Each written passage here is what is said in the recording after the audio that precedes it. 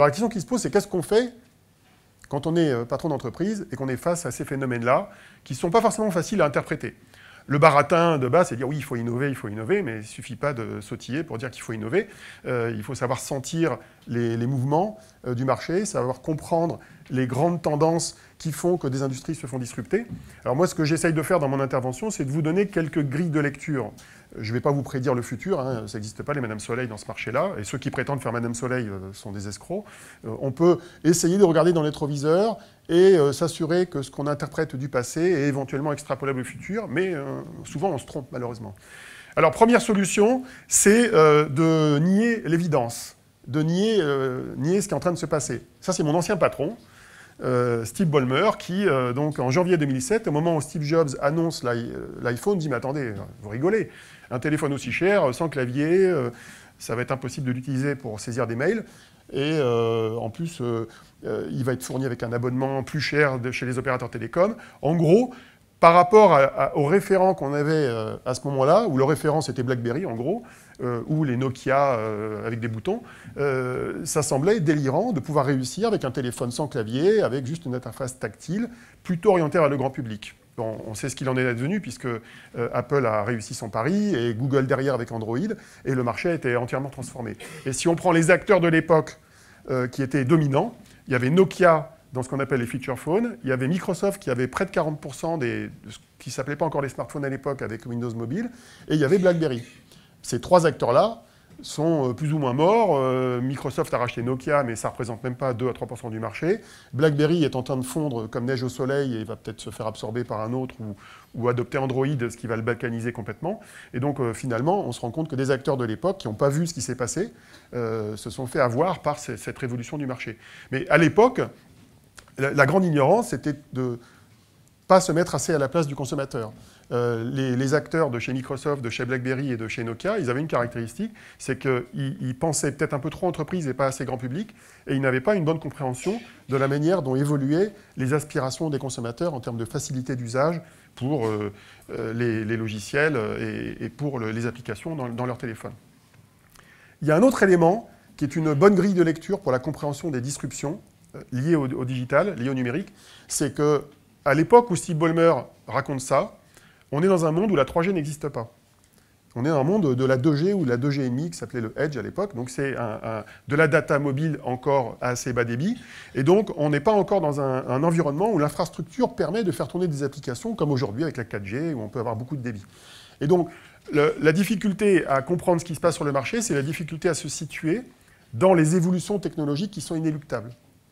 Et pourtant, ça, c'est quelque chose que n'importe qui peut prendre en compte. On sait dire aujourd'hui que les processeurs vont être plus rapides dans les années qui viennent, que le débit va continuer à augmenter avec la 4G puis la 5G.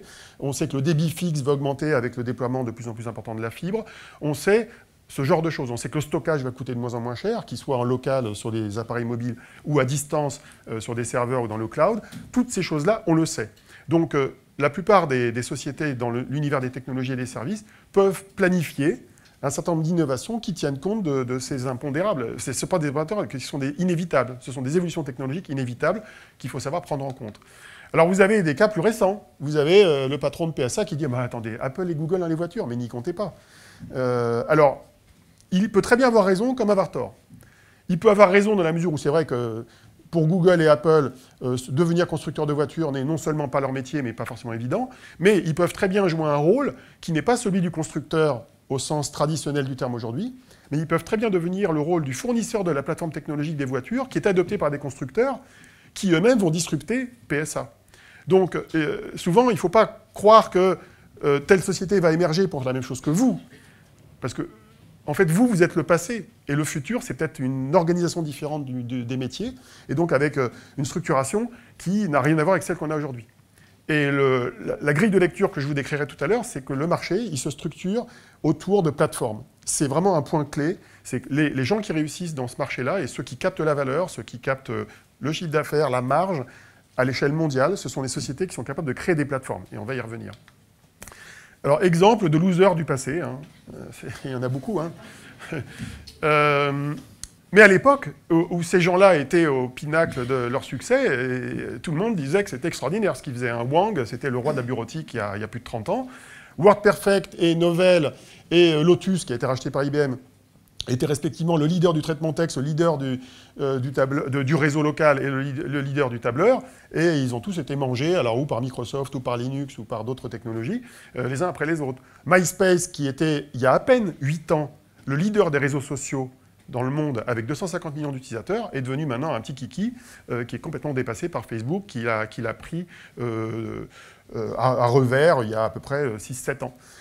Bon, BlackBerry, je vous en ai déjà parlé. Blockbuster aussi, c'est quelqu'un qui louait des DVD aux États-Unis et qui n'a pas compris que la location DVD allait mourir et allait être remplacée par le streaming grâce au débit fourni par les réseaux télécoms qui apparaissaient à l'époque.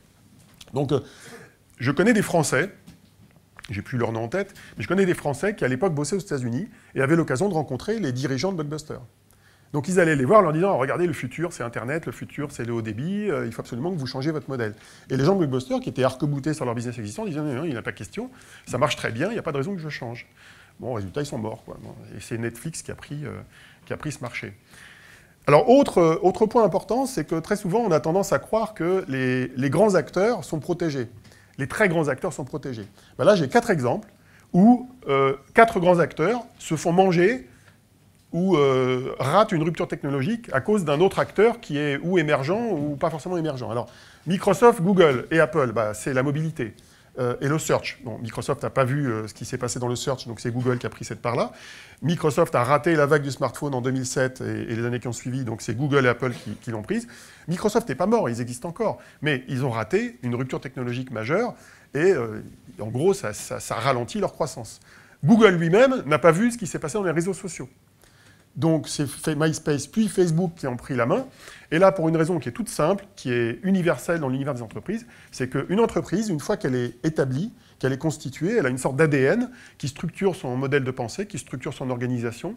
Il y a souvent 1 ou 2 ou 3 produits qui jouent le rôle de vache à lait dans l'organisation et qui ont tendance à paralyser l'organisation.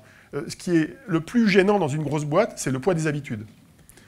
Et les dirigeants des entreprises, leur première responsabilité, c'est de casser le poids des habitudes pour prendre à revers les habitudes, pour être capable d'innover en allant au-delà de ce qu'on fait d'habitude.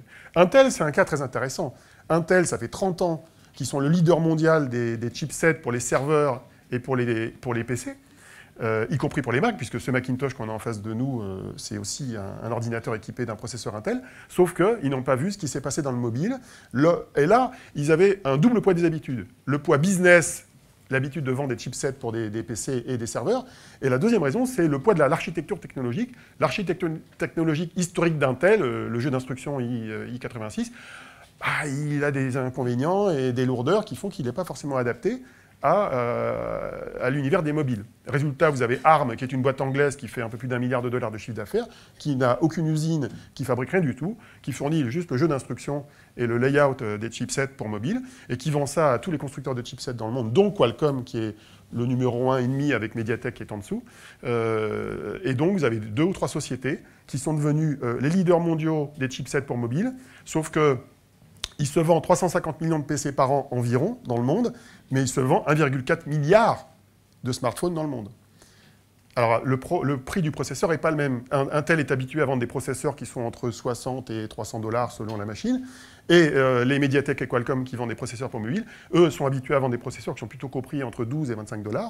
Et si vous faites la multiplication avec le volume, vous voyez que ça représente un volume extrêmement important qui est du même niveau que celui d'Intel. Donc, résultat, Qualcomm mangé par Intel. Ah non, pas le contraire, excusez-moi. Intel qui se fait manger par Qualcomm. Et Qualcomm lui-même, qui est une boîte américaine, californienne, est en train de se faire manger par Mediatek, qui est son concurrent taïwanais, qui lui est moins cher, et résultat, permet dans le monde de la mobilité de couper l'herbe sous le pied à Qualcomm sur le marché chinois, qui est le plus gros marché du monde, et où la bataille des prix est extrêmement importante. Donc on voit que même Qualcomm, qui vient disrupter Intel, peut se faire disrupter uniquement sur le prix, pas forcément sur la technologie, par un autre acteur qui, en l'occurrence, est asiatique. Donc il n'y a pas de position établie, tout peut changer, y compris pour les grands acteurs, et ça c'est une loi importante.